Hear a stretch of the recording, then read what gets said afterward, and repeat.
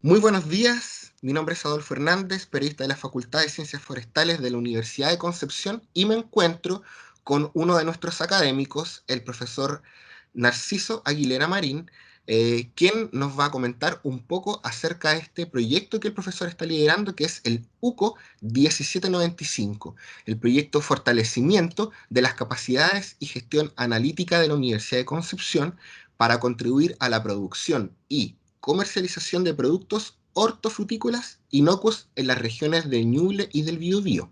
Este es un proyecto que se desarrolla a nivel multidisciplinario con distintos investigadores de la Universidad de Concepción de diferentes facultades, por ejemplo, Facultad de Farmacia, Facultad de Ciencias Forestales, Facultad de Ciencias Sociales, y es un proyecto muy interesante y acá el profesor, el líder del proyecto, el director, doctor Narciso Aguilera, nos va a comentar un poco.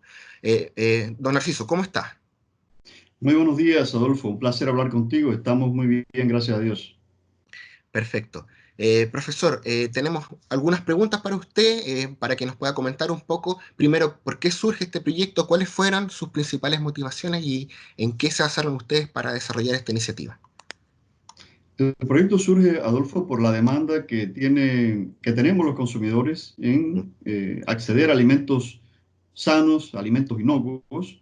Y además de eso, si vamos a basar nuestra alimentación en alimentación sana, ¿Ya? tener la certeza de que no estamos ingresando productos contaminantes que puedan traernos como consecuencia efectos secundarios que puedan ser tan complejos o más complejos que las propias enfermedades que los seres humanos pueden tener. Perfecto, ya veo, ya veo. Un tema muy interesante, esto está relacionado más que nada con productos hortofrutícolas inocuos, ¿verdad? ¿Y esto con Así qué es. fondos lo financian el proyecto y qué reparticiones para que hablemos un poco del equipo humano? ¿Qué personas están involucradas en este proyecto? Mira, este proyecto se financia con fondos del Ministerio de Educación Regional. De hecho, estamos muy agradecidos de que este ministerio accedió a financiar un proyecto de un alto interés público como este. Y de la Universidad de Concepción participa la Facultad de Ciencias Forestales, que es de donde se lidera el proyecto, la Facultad de Farmacia, la Facultad de Ciencias Naturales y Oceanográficas, y la Facultad de Humanidades y Artes, y dentro de los académicos que estamos y académicas que estamos más involucrados directamente en el proyecto, está el profesor José Becerra, de la Facultad de Ciencias Naturales y Oceanográficas, el profesor Andy Pérez, de la Facultad de Farmacia, el Sí, profesor Rodrigo Asbun, de la Facultad nuestra, de acá de Ciencias Forestales, y la profesora Noelia Carrasco, de la Facultad de Humanidades y Artes. ya, perfecto. Perfecto, o sea, un proyecto amplio con un equipo que es muy interesante, por cierto, un proyecto birregional también, porque actúan ustedes en las regiones de Ñuble y el Biobío, ¿verdad? Así es. Sí, y esta problemática de la que me comenta, ¿cuál es su alcance? ¿Qué me puede comentar en términos generales y dónde está el origen de esto? Mira, la problemática no es nueva. Antes de mediados del siglo pasado, Ujú. ya hubo un señor en el año 1920, un filósofo austríaco llamado Rudolf Steiner, que fue el fundador de la agricultura biodinámica, porque ya él sospechaba de que Ya, comenzaba a gestarse la aplicación de productos químicos sintéticos. Pero fíjate qué interesante. En el año 1941 hay una reunión entre el vicepresidente de Estados Unidos de ese momento, Henry Wells, y el presidente de la Fundación Rockefeller, Raymond Foddix, y ellos en esa reunión comenzaron a gestar los cimientos de la Revolución Verde, enfocada al ya, mejoramiento genético de algunas especies. Pero ya en el 1943 se reúne a través de la Fundación Rockefeller un, eh, un agrónomo, fitopatólogo y genetista norteamericano llamado Norman Ernest Borlaug, con tres investigadores más, y comienzan en México a trabajar el mejoramiento genético del maíz y el trigo y fundan el Centro de Investigaciones para el Mejoramiento Genético del Maíz y Trigo en México. Entonces se marca el inicio de esta revolución verde de aplicación de agrotóxicos en 1943. Y este señor, fíjate, dos datos interesantes más en esta pregunta que me has hecho, es que este señor es nombrado como el padre de la agricultura moderna y revolución verde. Recibió premio Nobel de la Paz en 1970 y se denominó porque se planteó que había salvado más de 1.000 millones de vidas humanas. Recordemos que esto coincidió con el término casi de la Segunda Guerra Mundial, donde quedó mucha gente desamparada, había una hambruna bastante grande en varias partes del mundo. Pero en el año 1962, una bióloga norteamericana, que seguramente has escuchado el nombre de ella en algún momento porque fue la autora de El Silent Spring, de Primavera Silenciosa. Estamos hablando nada más y nada menos que de Rachel Carson. Rachel ¿Ya? Carson hace una denuncia importante por primera vez acerca de las consecuencias de esta revolución verde y de la aplicación de agrotóxicos. Ella advirtió los efectos perjudiciales de plaguicidas en el medio ambiente, especialmente en las aves. Se hizo famosa a partir de ese momento, se tomaron medidas por varios gobiernos, se crearon agencias, pero se siguieron aplicando estos productos. Hasta Sí. este momento, así que las consecuencias las tenemos todavía, y si bien se salvaron un poco más de 1.000 millones de vidas humanas, las consecuencias está traducida también en una cantidad de víctimas bastante grande provocada por la Revolución Verde, que de esto podríamos hacer un trabajo muy particular. Ya veo, o sea, estamos hablando básicamente de una postura en la que los productos estén libres de fertilizantes, libres de insecticidas, de fungicidas, herbicidas, etcétera, hormonas, todo eso. O sea, 100% libre de agroquímicos sintéticos, ¿correcto? Así es, o por lo menos una reducción. Mira, como está la situación en este momento, somos casi 8.000 millones de personas en el planeta, la carga de personas en el planeta es bastante alta, y lo que la revolución verde ha provocado, que es erosión de suelos, pérdida de la diversidad biológica, eh, cada vez las áreas productivas son menos, el potencial productivo es cada vez menor, y junto a los cambios climáticos, los cambios ecológicos globales, esto crea una situación compleja. Por tanto, no podemos decir que de un momento a otro estos agrotóxicos van a poderse eliminar, pero sí la idea es ir reduciéndolos paulatinamente e ir transitando a modelos agrícolas un poco más sustentables, menos contaminantes. Así es. Bueno, estamos conversando con doctor Narciso Aguilera, que es el director del proyecto UCO 1795, un proyecto de la Universidad que ha desarrollado hartas actividades. Tenemos, por ejemplo, seminarios que han realizado en distintas localidades para comentar un poco acerca de los plaguicidas, la seguridad alimentaria, ¿verdad? Y entonces, profesor, cuenta un poquito, cuéntenos cómo ha sido la acogida de los actores del proyecto a nivel de productores, de autoridad de consumidores, cómo han recibido esta iniciativa que usted está desarrollando. Mira, Adolfo, ha sido mucho mejor que lo que nosotros pensamos al inicio, porque había temores de que los productores sintieran cierta aprensión de proyectos de esta característica. Era lo que pensábamos desde la academia intramuro. Pero cuando salimos hacia esa interacción directa con los productores, nos dimos cuenta de que ellos también estaban preocupados por esta situación y de que abrieron sus puertas, abrieron sus predios para que se pudieran hacer los estudios y todas las contribuciones. No hemos tenido ninguna limitación por parte de los productores, sino todo lo contrario. Con las Gran aporte. autoridades, en relación a las autoridades de los distintos sectores, de la agricultura, de la salud y de la educación, también se ha tenido una buena acogida. Es lo que yo te decía, que todos somos consumidores y en ese sentido, eres autoridad o eres productor o eres consumidor, estamos por la misma preocupación de consumir alimentos cada vez más sanos y cada vez más inocuos. Sí, así veo. Ustedes han trabajado con distintas organizaciones, entonces también locales y regionales que participan de esta iniciativa, por ejemplo, con los seminarios que comentaba. Por ejemplo, alguna agrícola, me imagino, o qué tipo de actores participan acá en a este nivel. Generalmente cuando se hacen los seminarios, tratamos de que haya una participación en principio de los productores y productores que están directamente ligados al proyecto, pero que participen también sus familias, que Mm, participen los hijos, que participen los ancianos. Los ancianos son muy importantes porque son los sabios de las comunidades, y claro los que sí. niños son muy importantes porque son el motor impulsor de las comunidades. Con los Ujú. niños se trabaja a una velocidad increíble porque ellos ofrecen una energía muy grande y además de eso se toman las cosas muy en serio. Y esto para nosotros es muy importante. Pero también en estos seminarios participan autoridades, generalmente algunos funcionarios de INDAP, por ejemplo, y siempre que sea posible, algún otro funcionario gubernamental que esté más o menos cercano a las comunidades, también tratamos de involucrarlo. Y si hay Ujú. alguna empresa que sea posible participar, también los convocamos. Perfecto, o sea, un proyecto amplio, pero acá, por ejemplo, también surgen dificultades muchas veces, hablando de las limitaciones quizás en esta etapa, eh, barreras que a veces dificulten el trabajo y que se desarrolle con éxito. Siempre, mira, en todo tipo de proyectos, sea en la vida personal o en la vida académica, vamos a tener limitaciones. Pero este ha sido un periodo bien particular, porque este proyecto se aprobaron sus fondos a finales del año 2017 y comenzamos a ejecutarlo a inicio del año 2018 y ahí nos encontramos con varios escenarios. Primero, cambio de gobierno, también cambio de directiva en universidad, en nuestra universidad.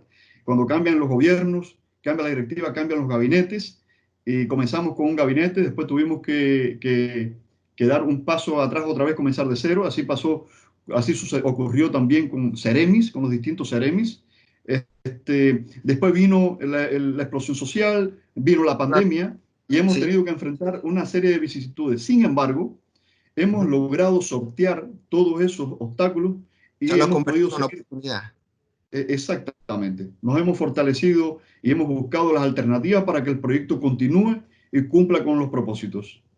Sí, perfecto. Bueno, este proyecto, el UCO 1795, que obviamente está midiendo, por ejemplo, distintos agrotóxicos, ¿cierto? Que puedan o no superar, por ejemplo, la cantidad de ingesta diaria a través de los alimentos.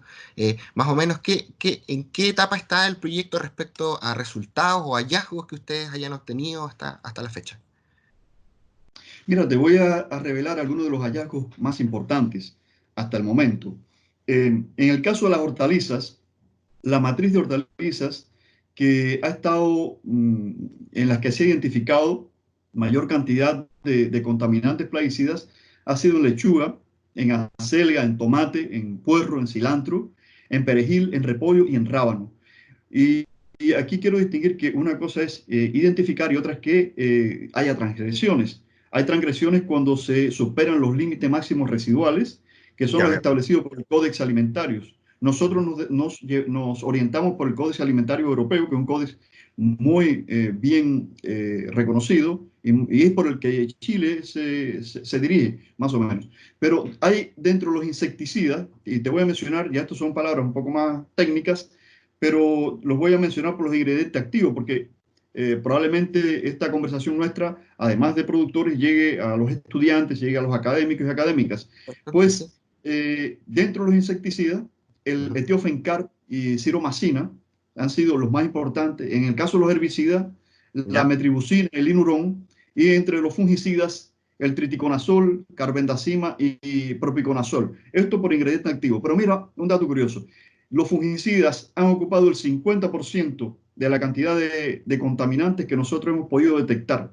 Y los insecticidas y herbicidas más o menos un 25% cada uno. Ahora, la mayor cantidad de transgresiones, es decir, que superan los límites máximos residuales, que las concentraciones están por encima de lo que debería consumir un ser humano y probablemente también un animal en algunos de estos productos, pues las mayores transgresiones han sido de fungicidas y de herbicidas. Y dentro de estos productos quiero destacar un par de casos.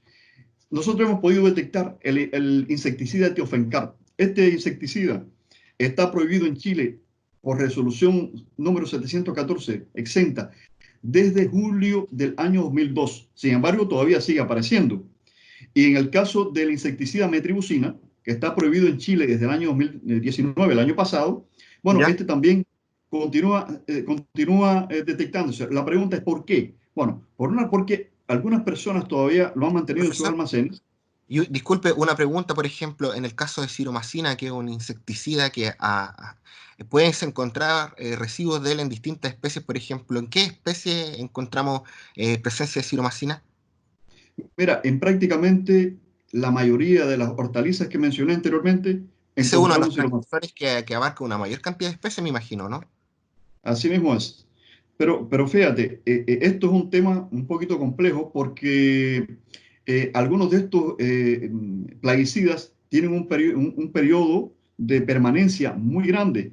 Y muchos de estos que ya no se están utilizando los hemos podido detectar. Hay casos, por ejemplo, que hemos detectado algún tipo de plaguicida en el cultivo del tomate y sin embargo no se le aplicó, el productor no aplicó ese producto, pero ese era un producto para papa.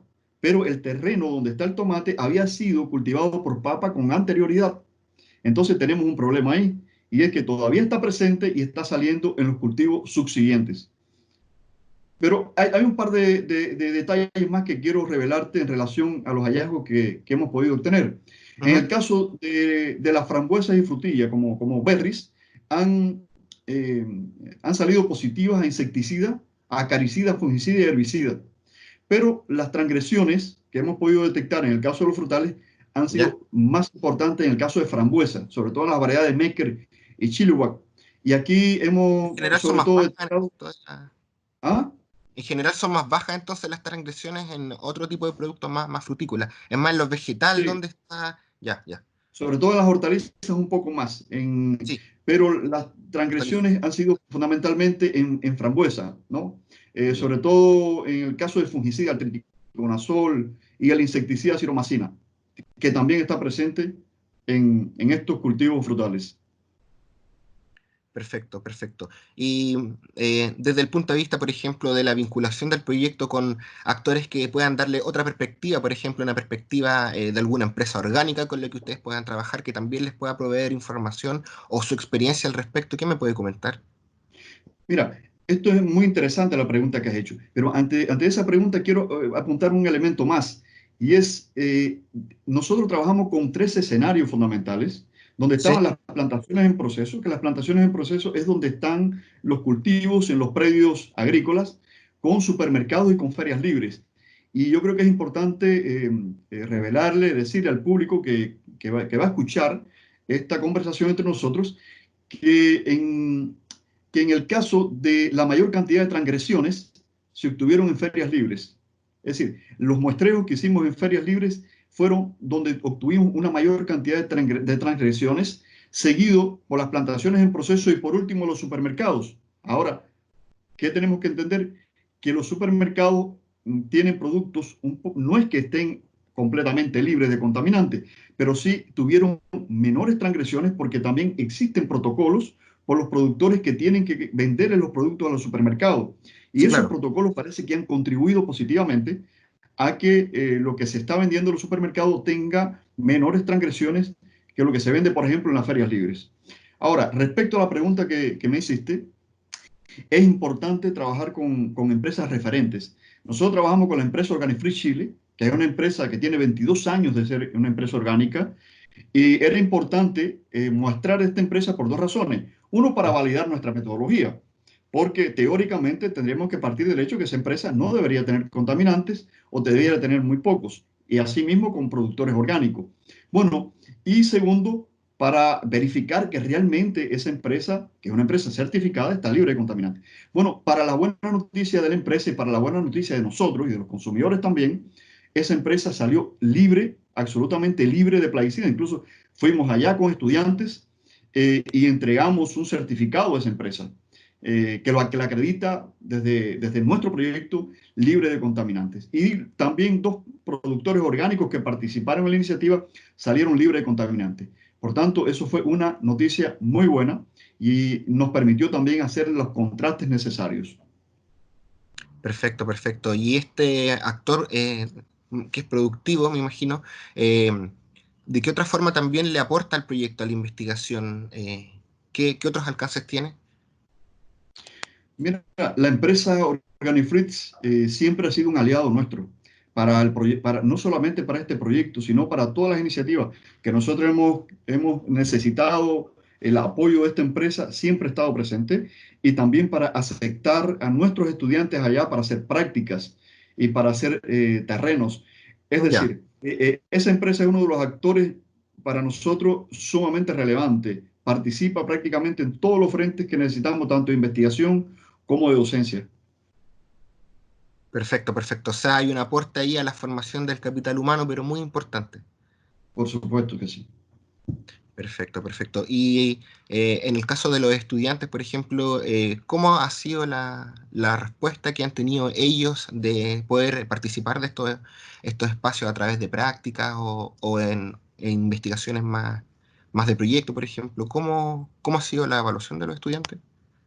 Mira, a mí me gustaría hacerte un pequeño resumen en relación a esto, eh, de cómo este proyecto ha estado contribuyendo a esta formación de capital humano, Ujú, porque en principio nosotros en el proyecto ya llevamos 3 años ujú. y durante 2 años se desarrolló un postdoctorado que lo desarrolló la doctora Lubia Guedes con un Ya, tema dirigido a determinar las transgresiones de límites máximos residuales en frutas y hortalizas producidas y comercializadas en estas regiones ujú, y sondear esto para hacer propuestas de bioplaguicidas para disminuir esa residualidad. Pero tenemos dos estudiantes de ya, la carrera de, tenemos dos estudiantes de la carrera de Ingeniería en Biotecnología Vegetal que están vinculados con temas también. El estudiante Pedro Muñoz con el ya, tema de contrastes residuales plaguicidas en berries procedentes de los modelos convencionales orgánicos y otro estudiante que es Diego Espinosa, ¿no? ujú. Que estudia la transgresividad de los límites máximos residuales en especies olerícolas producidas y comercializadas en las regiones de Ñuble y Biobío. Ahora, también desde el punto de vista educativo, hay una iniciativa que nosotros teníamos de hace un tiempo que le habíamos denominado de la Universidad del Campo a la Academia y que le hemos Ya, articulado esta iniciativa donde los predios que están involucrados dentro del proyecto los hemos utilizado como escuelas de campo. Y en esas escuelas de campo, los profesores allí son los productores, que son los que facilitan este proceso. Y entonces nosotros sencillamente participamos con ellos y ellos les muestran cuáles son las brechas que hay en la agricultura, cuáles son las necesidades que hay para resolver situaciones objetivas a los estudiantes y ha tenido una muy buena acogida por parte de los estudiantes. sí. O sea, esto ustedes lo han estado desarrollando en localidades donde los estudiantes puedan trabajar, por ejemplo, en Cañete, Bulnes, Santa Clara, San Carlos, donde ellos puedan desarrollar formar parte de estos equipos de investigación, que es una in situ básicamente muy práctico y que son y a la vez estrategias pedagógicas que permiten fortalecer su formación de pregrado académica. Exactamente. Y también está concebido trabajar con colegios. Sí. Bueno, ya se ha ido haciendo las coordinaciones. Justamente ahora, este semestre, nos correspondía una dinámica de trabajo fuerte con colegios que están cercanos a los Ujú, predios agrícolas y la situación de la pandemia nos lo ha limitado, pero lo ujú, tenemos en perspectiva, porque es necesario, estos van a ser posiblemente los productores de mañana, y es necesario que estén alfabetizados desde el punto de vista de cómo conducirse ante escenarios de este tipo de contaminación por plaguicidas y además de educación en inocuidad alimentaria.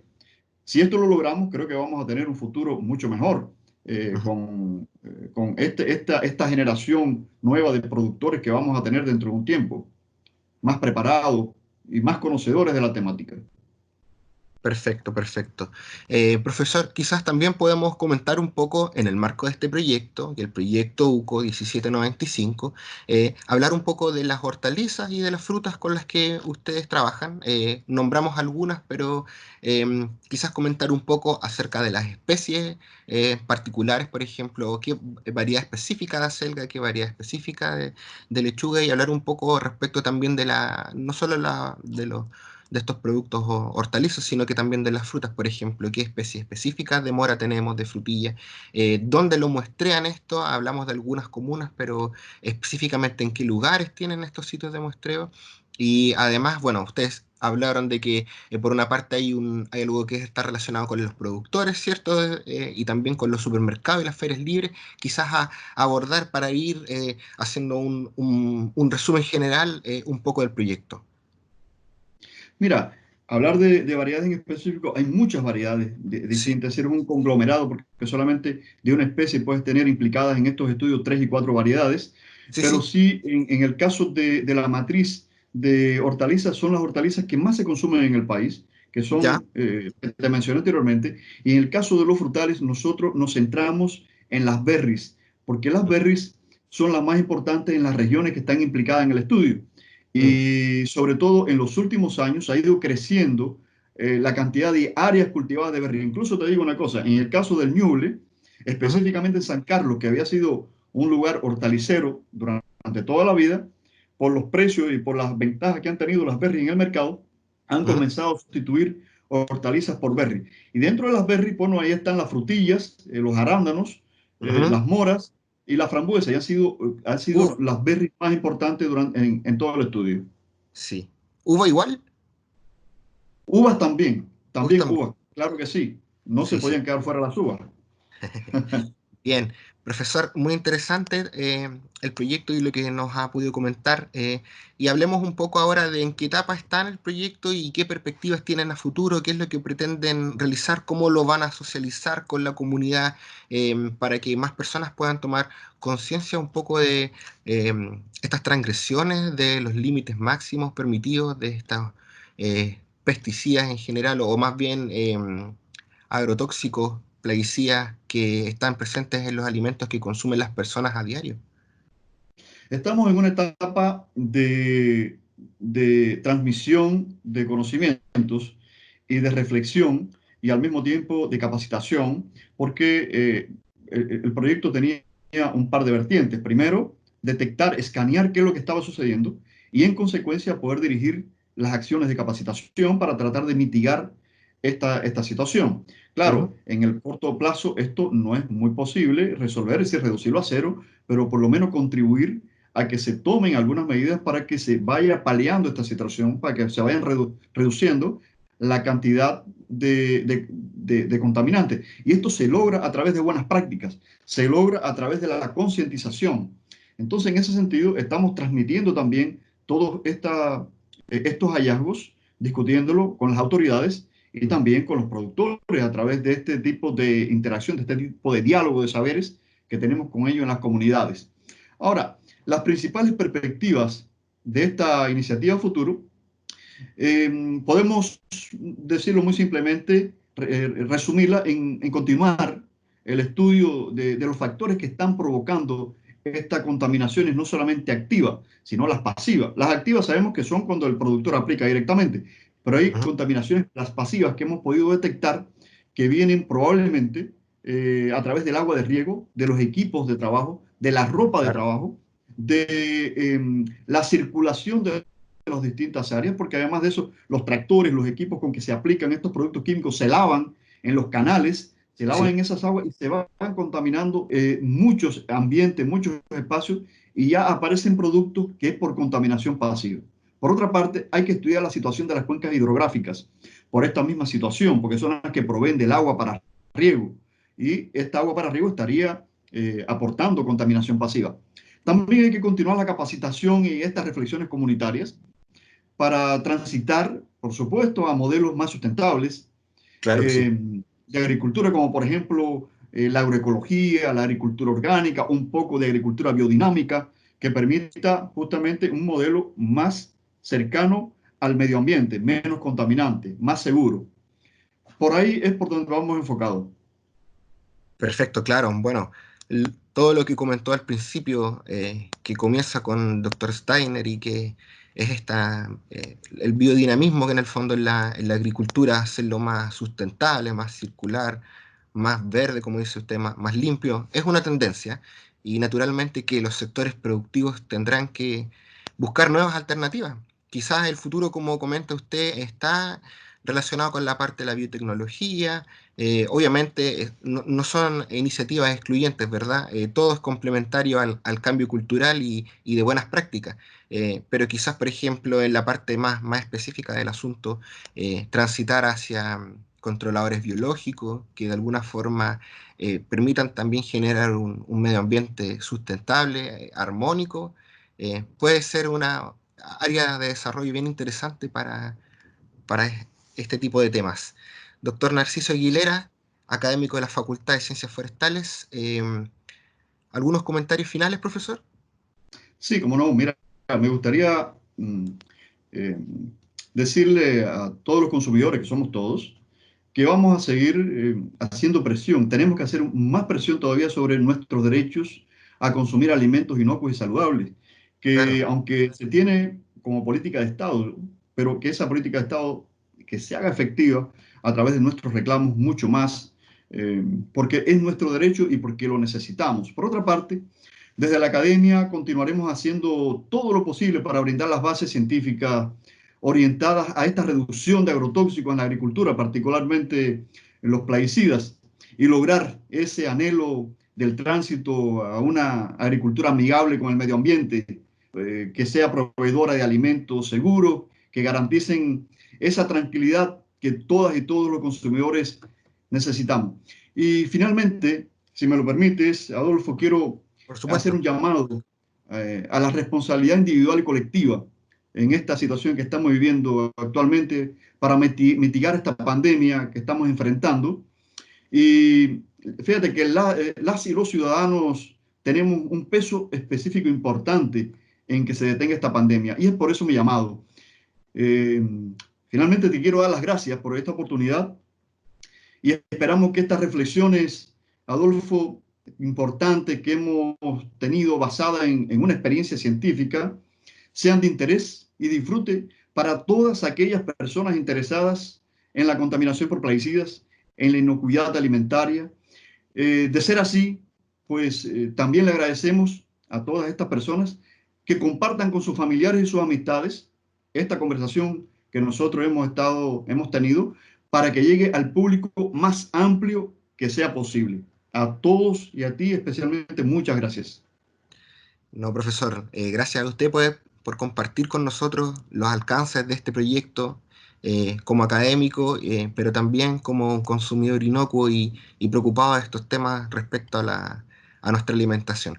Les invitamos a todas y todos a que revisen nuestro sitio web, el sitio web de la facultad, porque ahí también está alojado el sitio web del proyecto. Es contplaguicidas.udec.cl, es el sitio web donde está toda la información por si necesitamos más datos respecto, por ejemplo, a las zonas donde se desarrolla el proyecto, al equipo que lo compone, a su propuesta, ¿verdad? Los actores con quienes trabajan, qué instituciones. Ahí está toda la información en el sitio web. Esta es nuestra primera entrevista con el profesor Aguilera, pero vamos a ir desarrollando más con él porque tenemos otros temas para hablar. Hay otros proyectos que están en desarrollo, en gestión y también otras iniciativas muy concretas que esperamos pronto podamos comunicar más noticias de ellas. Así que le agradecemos al profesor y también recordar que tenemos gran actividad en Facebook, Twitter, Instagram, nuestras redes sociales, donde ustedes pueden ver el contenido que desarrollamos como facultad. Así que gracias, profesor Narciso, por esta oportunidad y nos vamos a estar viendo prontamente. Muchas gracias, Adolfo. Mucha salud y muchos éxitos.